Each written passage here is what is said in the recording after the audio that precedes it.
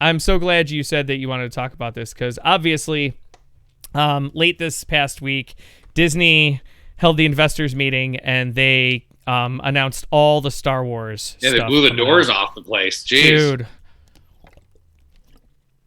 Not even getting in all the other stuff because almost all the stuff they put out, like they said they were putting out, was awesome, including all the Marvel and effects and Hulu stuff and everything else. But we're gonna focus on the Star Wars stuff. So I'm gonna start reading off projects, and we did finally get confirmation that they are doing Fantastic Four. Yes, the Marvel. Yep, I am excited about Fantastic Four. See if they can finally do it right. Yeah, dude.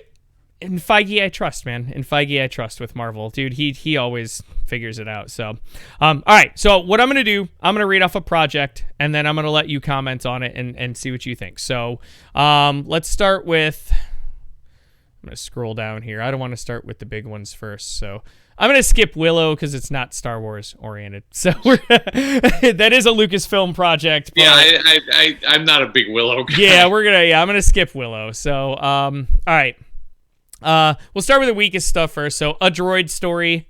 It continues to develop the new story with there's going to be a brand new droid, but you're also going to see R2D2 and 3PO. I think it's going to be geared more to kids. I'm pretty sure it's animated. Yep, it'll be animated. Yeah. So, real quick, your thoughts on the droid story? I mean, I won't watch that. Not even with your daughter? You don't think? I mean, maybe, but she doesn't go too hard on that stuff either. Oh, okay. All right, cool. All right, so the next one, Star Wars Visions. All new creative takes on the galaxy far, far away. Star Wars Visions will be a series of animated short films done in the style of Japanese anime. I don't like anime. I'm not a huge anime guy, but I gotta admit, I am curious. I watched One Punch Man. Oh, really? I've never seen it. I've heard of it though. I mean, and that's as much as I can tolerate. Like I've tried with anime. It's just not for me. Like Dragon Ball Z, all my friends. I do like Dragon Ball Z. I'm not gonna lie. I just couldn't do it. So yeah, okay. That's gonna be a pass for me. Fair enough. I'm gonna give it a shot. I'm curious more than anything else. I want to see. I'll check it out, especially if it's on Disney Plus. I'll see, but I'm not excited. My interest will not be piqued for that. Okay, fair enough. All right, moving on. Star Wars: The Bad Batch. So this is a spin-off of the final season of Clone Wars, where they had those few episodes that surrounded that group of clones called the Bad Batch, and they're getting their whole own series. So, Star Wars: The Bad Batch. What do you think? I'll give that again. I'm not excited for it, but I'll definitely give it a try. See, I thought that last season of Clone Wars, minus the last 4 episodes, which might have been the best that Clone Wars has ever offered. But minus that, I didn't really like that whole season. I'm going to give it a shot, but I wasn't that impressed with them the first time, so I'm not sure how I feel. But I'm going to give it a shot. I'm going to try. So yeah. All right. The next one, The Acolyte. Leslie Headland, Emmy Award winner, nominated creator of the series Russian Doll, is going to bring a new Star Wars series called The Acolyte. The Acolyte is a mystery thriller that will take the audience into a galaxy of shadowy secrets and emerging dark side powers. See, I saw this one and I liked it. The synopsis of it. Yeah. I liked Russian Doll. That was the Netflix show with the girl from Orange is the New Black, right? I have not seen that show, so I am unsure. That was a good show. It was like a Groundhog's Day kind of show. It was good. Okay. If I'm thinking of the correct one. Okay. Which I think I am. Well, so yeah, I don't know anything about Russian Doll, but either way, it sounds good. Yeah, I agree. I think it sounds really good. I love the thought. It's based on the final days of the High Republic as well. I forgot to mention that part. So and this is live action, correct? It looks like it does not say animated, so I'm gonna guess that it is. It looks like it's gonna be live action. She did do the show on Netflix that I really did enjoy. So yeah. It was really good.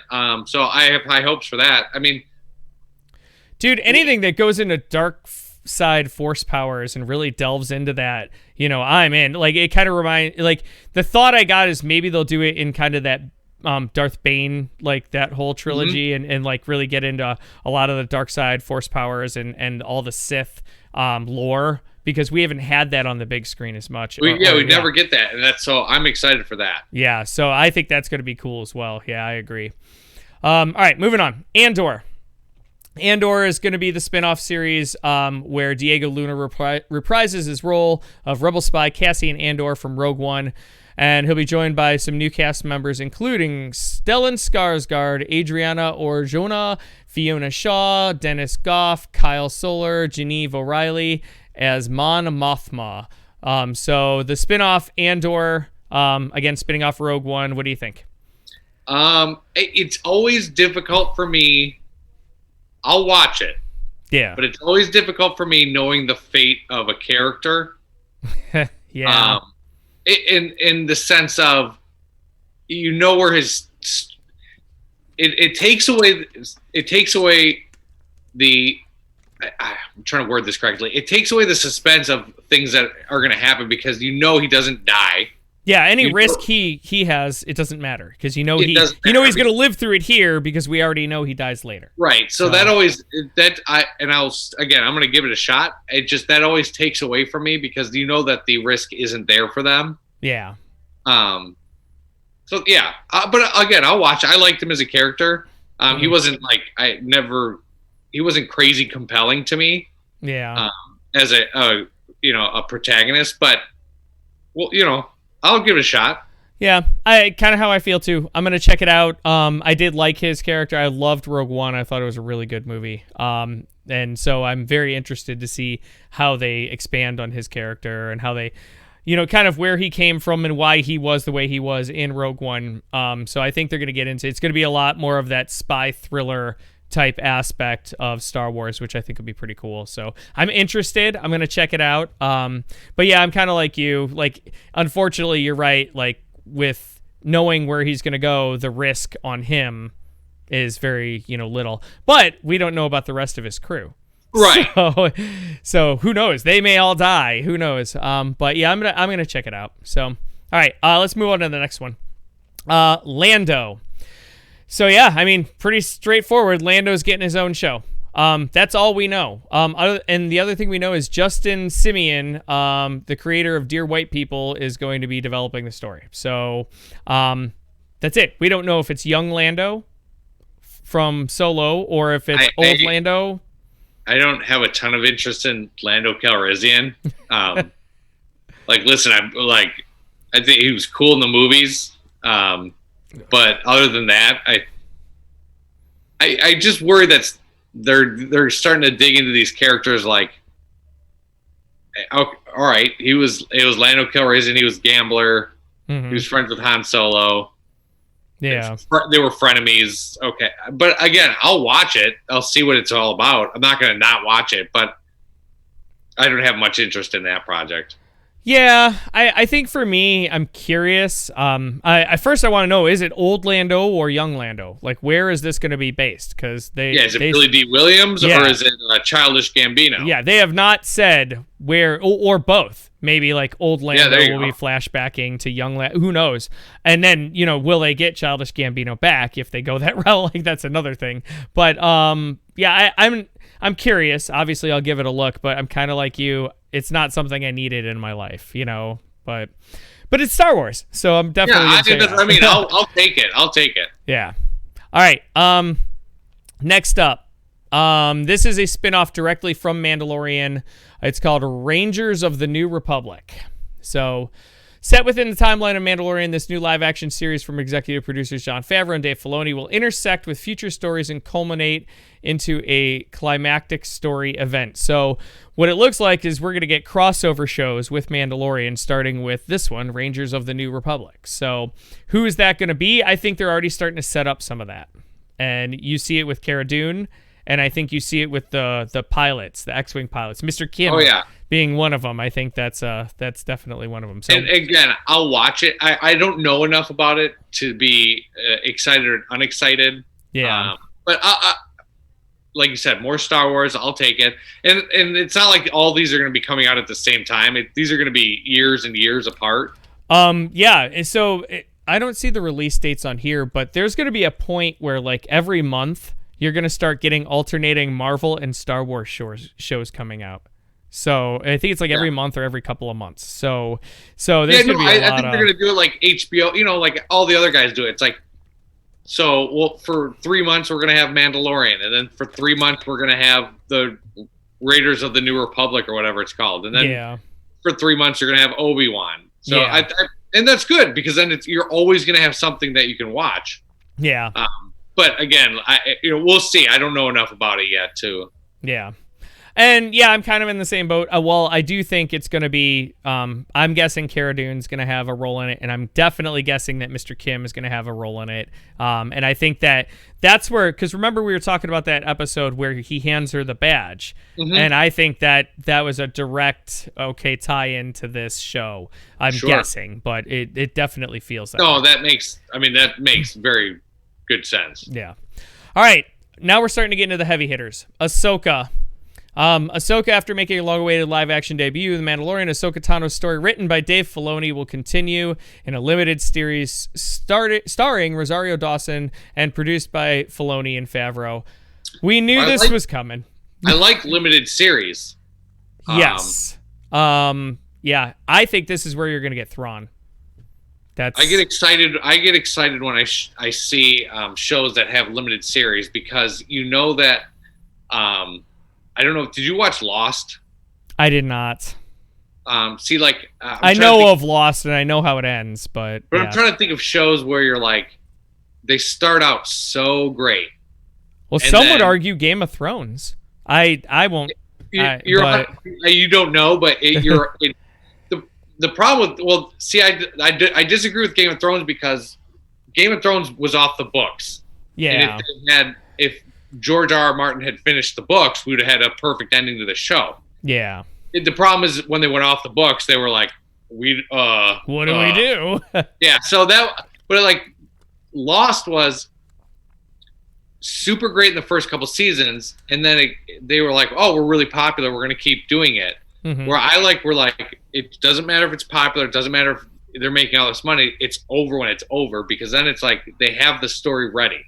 Yeah. So I always like when I see limited series. And again, I like seeing Jedi on the screen, especially now, because they're not like these, we got a little bit in the original trilogy, a lot in the prequels, they were so corny.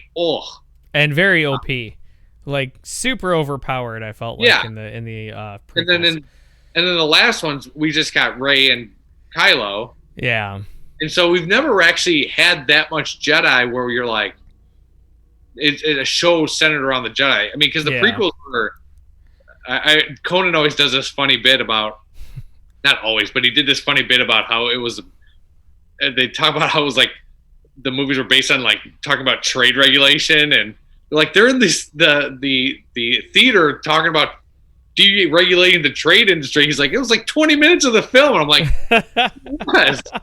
So again, and that's true. Like the prequels especially were really like, and I get it, that's a big part of the story and very political. And George did the prequel trilogy is the only one where it was planned out from start to finish. Like the rest of them were all fly by the seat of their pants, including the originals.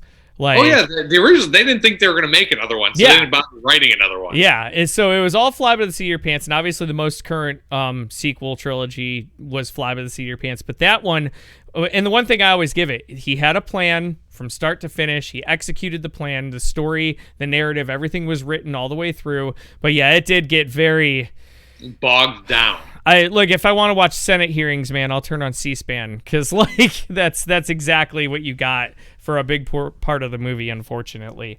But then even in the end, you got some really great moments, like the moment, where Padme was like, well, this is how, democracy ends, in thunderous applause, so yeah. I mean, no, it was good, but I'm just saying, yeah. we went off a tangent there, but we've never gotten a real Jedi. It was just Jedi. Yeah. Or centered around just the Jedi show. So I'm excited for that. So I think, and I bet you know where I'm going to go with this. This is Dave Filoni's baby, his love interest. If he doesn't have an Ahsoka sex doll, I'll be shocked, because but that being said, I will say this: I'm very interested in this show because Rosario Dawson killed it in that episode, and I think Filoni is exponentially gotten better as a director for live action. So I'm excited. I can't wait to see this. And for a lot of the reasons that you stated as well, to see an accomplished Jedi on screen in her prime, or maybe a little past her prime, but still, like, it basically in her prime, we're going to get some cool stuff. And I think, again, I'm guessing, of course, but I think this is where we're going to get Thrawn. I think we're going to get Admiral Thrawn in this, and I cannot wait to see him. And I know that Filoni and Favreau will do their due diligence and do it right with Thrawn, and I can't wait. So I'm excited for it. All right, let's see. Let's go to the next one here. Obi-Wan Kenobi. So the Obi-Wan series is finally going to happen after much speculation. And Darth Vader's back. Well, yep, that's it right there. You just said it. You just came out with it. So yes, officially Obi-Wan Kenobi returning, and officially you're getting what's his name? Hayden Christensen. Thank you. Getting Hayden Christensen returning as Darth Vader. I'm guessing we're going to get quite a few helmet off scenes, because I can't imagine you're going to bring in Hayden Christensen and not have, like... Yeah, but still, I don't know. I think it's going to be... Or flashbacks, maybe? It's going to be... this is my thoughts, because obviously when Obi-Wan... They never see each other again. That's what it says. That's what they've said the whole time, right? So I'm guessing these are going to be two different stories of Darth Vader trying to find Obi-Wan to kill him. Mm-hmm. And maybe they run into each other one time or something. I don't know, but I think it's going to be two very separate stories. But I'm very excited to see, like I've said, the best 3 minutes in the entirety of Star Wars is Darth Vader lighting that red lightsaber up on the Tantive 4. Yep. At the end of Rogue One. Everything we've all wanted to ever see, right there. Yeah, and I'm hoping that this is what that show is we get to finally see Darth Vader not as, Emperor Palpatine's bitch. Yeah. But as the truly terrifying, powerful figure in the galaxy that he was. Yeah, and I think you're right. I think they're going to go with that. I don't think they're going to meet. Or at least I hope they don't, because it would throw canon completely into disarray if you do. Right. So I really do think it'll be flashbacks, and or like you said, you're going to see Vader trying to find Obi-Wan, and he's just never going to find him. Hey, by the way, why wouldn't he think to go to Tatooine? Like... Well, I mean, obviously, but... I've always wondered that about Star Wars, but I don't know. It's just a random thought. Okay. That would make too much sense. Because, okay. So, yeah, I'm very excited for that show. I think it's going to be really good. I'm excited they brought Hayden Christensen back, and hopefully Star Wars Nation will not be too evil to him, because they've not been very kind over the years. So, all right. Moving on from Obi-Wan. We're getting into the movies now. Farther away, we have the Untitled Taika Waititi film. We don't really know much more than that, other than Taika Waititi is writing and directing a Star Wars film. It's confirmed. So that's what we got. So I'm not going to... thoughts on Taika Waititi writing a Star Wars film? I like it. Love it. Yeah. Love Jojo Rabbit. Oh, dude, that movie's so great. Loved What We Do in the Shadows. Yeah. I love the television show What We Do in the Shadows, which is also... I think it's produced by him. Uh-huh. So he actually has showed up on it a couple of times. Yeah. I gotta admit, I've never seen it because I've never seen the movie, and I can't find the movie on streaming anywhere. So, I think it's on Vudu. Is it on Vudu? Are you shitting me? Okay, I'll check. I'm gonna, dude. If it is, I'm probably gonna watch that today. Because I've been wanting, ever since I heard of Taika Waititi and started getting into him, I've been wanting to see that movie, but I don't want to watch the show until I see the movie. So you can watch the show without seeing the movie, but the movie is great. The show is incredible. Okay, all right, okay. Fair enough. I'll have to check that out. But I'm excited. I mean, dude, and again, with what he did with Thor Ragnarok, and I'm sure he's gonna crush Thor Love and Thunder. Oh too. yeah, and, yeah. Obviously, huh? Yeah, and Jojo Rabbit, like you said, is unbelievable. Such a great movie. So putting him behind a Star Wars movie, I think is gonna be awesome. Yeah, it's on Vudu and Amazon Prime. It's on Prime right now. Last time I checked, it wasn't on Prime. Oh, you have to rent it. Yeah, it was a rental.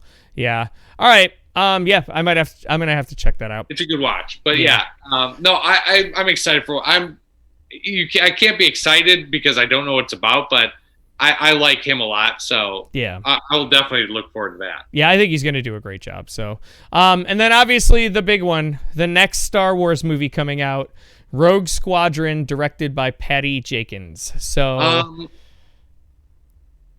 we'll see.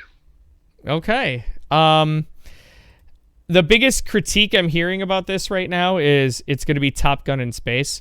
I can't believe you said that because I was like, I'm looking forward. If it's like Top Gun in space, I'll be into it. Yeah, that's what I keep like, dude. It's just Top Gun in space, but that's the critique I keep hearing. A lot of people are going, I don't want to watch this. I'm getting a Top Gun movie already. Why would I want to watch Top Gun in space? And I'm sitting here going, why wouldn't you? Yeah, like, dude. I mean, a squad, and if it's based off of Is it going to be based... Hold on, let me see if it says. The story will introduce a new generation of starfighter pilots as they earn their wings and risk their lives. Yeah, so it doesn't say if it's based on the game or... Oh, I don't think so. Yeah, but what she was talking about, Patty Jenkins said, as the daughter of a great fighter pilot myself, some of my best memories of my life are of seeing my father's squadron take off in their F4s early in the morning and hearing the feeling, the awe-inspiring power and grace. So she obviously has... a background a little bit anyway around military bases and fighter pilots, so I'm very curious. She's a great director. She did great with. I loved Wonder Woman. Yeah, and we got the next one coming in just I think 11 days. Yeah, so did she do this one too? Yeah. Yep.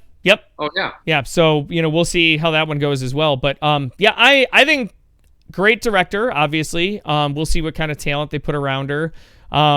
It's a one-off. It looks like it's not, obviously not part of a trilogy or anything like that. That's good. So, I think they should just hold off on the trilogy for a while. Yeah, I think they should too. I think they should wait on that until they have a good plan and something really thought out and a good direction where they want to go. So I think the one-off with her and the one-off with Taika, I think that's the way to go.